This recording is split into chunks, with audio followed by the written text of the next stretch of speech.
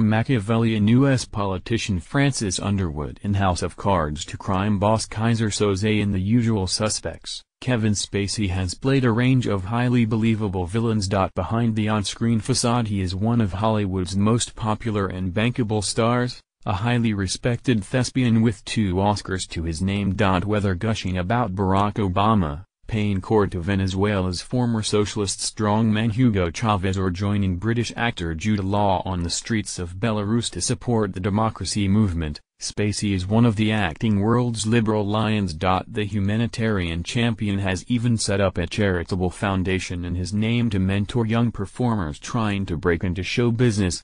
He is also a committed Anglophile, lauded by the British arts establishment and awarded not only a CBE but an honorary knighthood for his work at London's Old Vic. Yesterday, however, the 58-year-old was plunged into a sex scandal that is inviting comparisons with the uproar generated by the Harvey Weinstein allegations. Fellow actor Anthony Rapp accused Spacey of sexually assaulting him when he was 14. Spacey apologized but said he cannot remember the alleged incident. The older I get, and the more I know, I feel very fortunate that something worse didn't happen, Rapp said. And at the same time, the older I get, the more I can't believe it.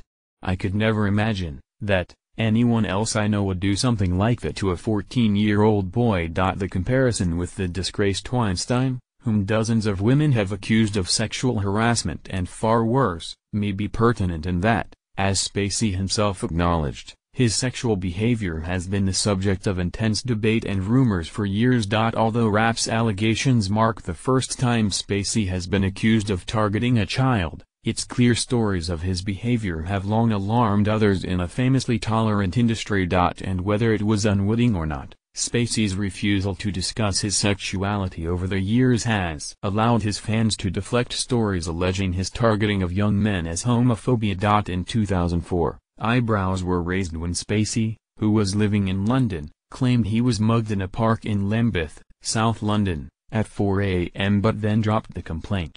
In 2015, the now-defunct show business gossip site Gawker ran a score of emails, sent anonymously by readers, listing the way in which the actor allegedly targeted young men.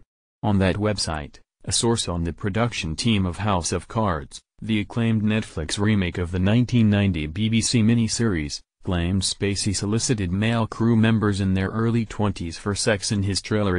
Several sources who contributed to the website similarly described Spacey's feeling of entitlement, as they alleged he pursued young men at studios or on film sets in a way they say suggested that any underlings were fair game. Another picture that emerged from the Gawker emails is that when he was not working, he would approach young men in bars and invite them to private parties that would end in the star making drunken sexual overtures. A man recounted being at the Sundance Film Festival in 2003 when I felt a hand on my bum at the Martini Bar.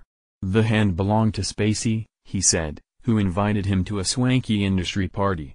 A source from New York said a friend texted him from a bar to say Kevin Spacey is here and he has his hand on my thigh.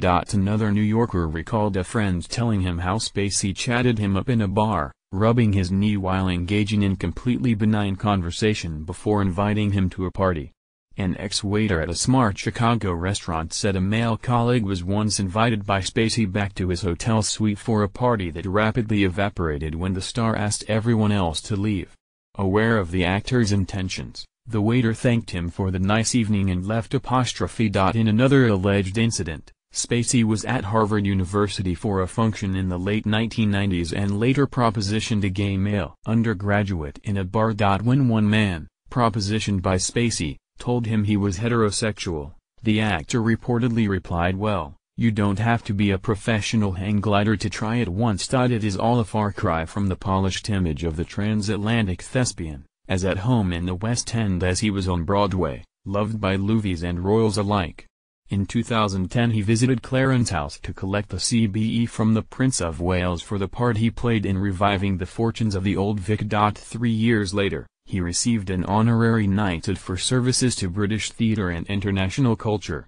Last night questions were raised as to whether he should keep the honours. Spacey, who had largely lived in London for more than a decade, said he felt like an adopted son.